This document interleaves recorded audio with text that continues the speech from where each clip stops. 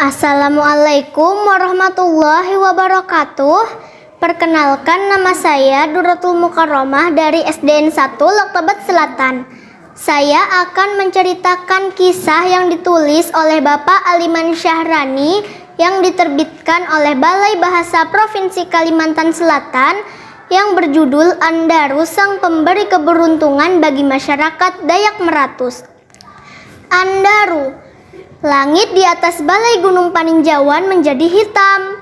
Bongkahan awan bergumpal-gumpal seperti diamuk badai. Cahaya kilat dan gelegar guntur yang saling tindih hingga membuat langit seakan hendak runtuh. Peristiwa itu hanya di langit di atas balai Gunung Paninjauan. Keadaan itu berlangsung hingga 7 hari 7 malam tanpa henti. Seluruh penghuni balai pergi mengungsi karena takut. Dari tempat pengungsian, seluruh penduduk terus mengawasi suasana di sekitar balai, terutama keadaan langitnya. Sementara di dalam balai, rupanya masih ada 2 orang yang tersisa karena tidak turut mengungsi. Mereka adalah Datuk Lungkut bersama dengan seorang cucu laki-lakinya. Datuk Lungkut sudah tidak bisa lagi berjalan karena usianya yang sudah sangat renta dan menjadi lungkut. "Kami sudah menyiapkan tandu. Kami akan membawa Awat ke tempat yang aman," kata para warga membujuk Datuk Lungkut. "Aku hanya akan menyusahkan kalian," tolak Datuk Lungkut dengan halus. "Apapun yang terjadi dengan balai ini, biarlah, aku akan tetap tinggal di sini bersama dengan cucuku." Bagi penghuni balai Gunung Paninjauan, bahkan di kalangan masyarakat Dayak Meratus, Datuk Lungkut adalah sosok panutan sekaligus tokoh spiritual mereka. Hal itu tidak lepas dari kiprah Datuk Lungkut selama ini yang pernah menjabat sebagai seorang damang dan balian. "Kami mengkhawatirkan keselamatan Awat jika tetap tinggal di balai ini," kata para warga kembali membujuk Datuk Lungkut. Keadaan sudah tak terkendali dan menjadi semakin membahayakan. "Aku lahir dan hidup di balai ini. Jika sesuatu harus terjadi kepadaku, biarlah, aku akan tetap tinggal di sini," sahut Datuk Lungkut bersikukuh. Para penghuni balai sudah tidak bisa berbuat apa-apa lagi. Mereka tidak berhasil dalam membujuk Datuk Lungkut untuk ikut mengungsi. Dengan berat hati mereka pun pergi mengungsi meninggalkan Datuk Lungkut bersama cucunya. Setelah kepergian para penghuni balai, keadaan langit di atas balai tidak juga menunjukkan perubahan. Datuk Lungkut melihat keadaan itu dan ia memperkirakan akan terjadi sesuatu yang tidak biasa. "Waktunya hampir tiba, segera siapkan air panas yang banyak," kata Datuk Lungkut memberi perintah kepada cucunya. Sang cucu segera melaksanakan perintah Datuk Lungkut kakeknya. "Siapkan juga sebuah tikar, hamparlah di tengah balai," kata Datuk Lungkut lagi memberi perintah. Sang cucu dengan sigap segera menggelar tikar berukuran lebar di lantai tengah ruangan balai. Menjelang malam benar-benar terjadi pada hari itu juga. Runtuh menghantam balai Gunung Paninjauan. Akibat mendapat timpaan yang sangat berat di atasnya, atap balai Gunung Paninjauan pun meleot dan kian menghimpit ke bawah. Tiba-tiba jatuh benda berkilauan yang sangat besar seukuran lesung ke dalam balai. Benda itu terus berpusingan semakin hebat di lantai balai dan membuat lantai yang terbuat dari bilah-bilah bambu itu pun bingkas dan menggetarkan benda-benda di sekitarnya. "Andaru, Andaru!" Datuk Lungkut berteriak histeris kepada cucunya. "Ada apa, Awat?" sahut sang cucu tak mengerti. "Bawa air panas ke sini, siramkan, siramkan!" Datuk Lungkut berteriak histeris seperti tak menghiraukan pertanyaan sang cucu. Sang cucu segera melaksanakan perintah Datuk Lungkut kakeknya. Ia segera menyiramkan air panas yang dibawanya di dalam ember ke arah benda yang terus berpusingan tadi. Hal itu terus ia lakukan hingga pada akhirnya benda itu pun berhenti berpusingan. Saat dilihat, rupanya benda itu adalah sebongkah emas yang sangat besar. Peristiwa itulah yang disaksikan oleh para penghuni balai sejak hari pertama mereka mengungsi. Mereka pun mulai keluar dari tempat persembunyiannya masing-masing dan masuk ke dalam balai Gunung Paninjauan. Mereka semua merasa lega karena Datuk Lungkut dan cucunya tidak mengenai hal-hal yang mengenaskan. Mereka juga sangat terkejut saat ada bongkahan emas yang sangat besar tergeletak begitu saja di lantai balai. Mereka pun mengadakan musyawarah yang dipimpin langsung oleh Datuk Lungkut sebagai orang yang dituakan. Setelah kesepakatan dibuat dan disetujui oleh seluruh para penghuni balai, bongkahan emas itu pun langsung dipotong-potong menjadi ukuran yang lebih kecil menggunakan kapak dan baji.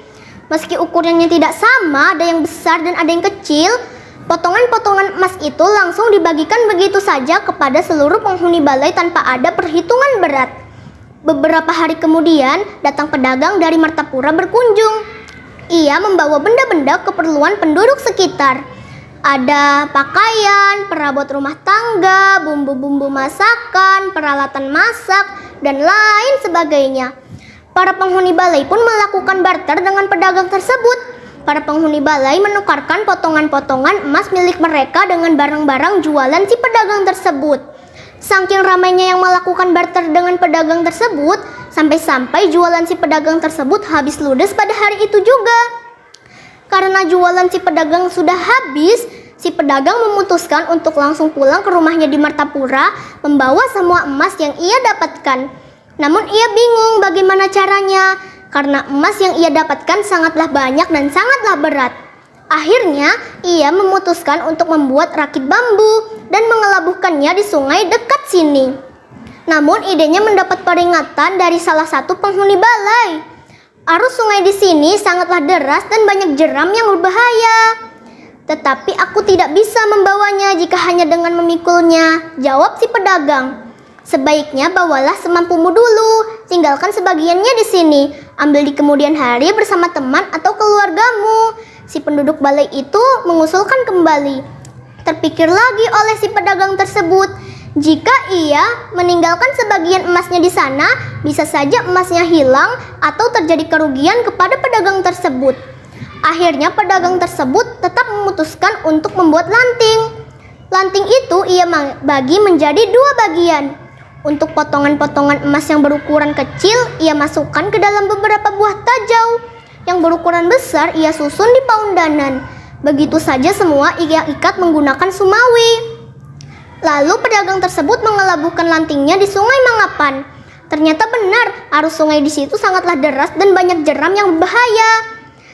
Karena saking derasnya arus sungai di situ, membuat lanting si pedagang terombang-ambing sangat kencang dan membuat sumawi si pengikat menjadi longgar dan terputus. Semua potongan-potongan emas milik pedagang mulai berjatuhan, namun pedagang sendiri tidak bisa mengamankan emas-emas miliknya karena ia sibuk mengendalikan lantingnya agar tidak sesekali karam atau terbalik. Sesampainya di rumahnya di Martapura, tidak sedikit pun emas yang dapat pedagang itu bawa, akibat semua jatuh ke dalam Sungai Mangapan. Beberapa hari kemudian, pedagang tersebut kembali ke Sungai Mangapan untuk mencari semua potongan-potongan emasnya yang telah berjatuhan. Berbulan-bulan lamanya ia mencari, namun tidak ketemu juga. Penduduk sekitar yang melihat aktivitas si pedagang tersebut mulai bertanya-tanya. Setelah mengetahui bahwa pedagang tersebut sedang mencari emas, mereka semua hendak ikut aktivitas pedagang tersebut. Akhirnya mereka semua pun mencari emas bersama-sama. Kegiatan mereka mencari emas dinamakan mendulang emas. Dan di mana potongan-potongan emas itu jatuh masih ada hingga sekarang. Pertama, ada potongan-potongan emas yang jatuh sebesar seekor pinyangat atau tawon. Maka tempat itu dinamakan Taluk Pinyangat. Yang kedua, ada juga yang jatuh agak besar. Maka tempat itu hingga kini dinamakan Taluk Basar. Ada juga yang berbentuk bintang. Maka tempat itu hingga kini dinamakan Taluk Bintang. Yang bagian lebih ke hilir bermuara ke Sungai Mangapan atau ke Sungai Martapura, jatuh potongan-potongan emas yang besarnya sebesar buah nyiur, maka tempat itu hingga kini dinamakan Taluk Nyiur. Ada juga yang jatuh sebesar lukut, maka tempat itu dinamakan Taluk Manggarukut. Terakhir jatuhlah semua potongan-potongan emas di dalam beberapa buah tajau, maka tempat itu hingga kini dinamakan Taluk Tajau. Sekarang Sungai Mangapan dikenal sebagai Sungai Paramasan. Sungai Paramasan dikenal sebagai lokasi tempat pencarian atau pendulangan emas, yang dimana dikenalnya ada di sepanjangan alur Sungai Paramasan. Tamat.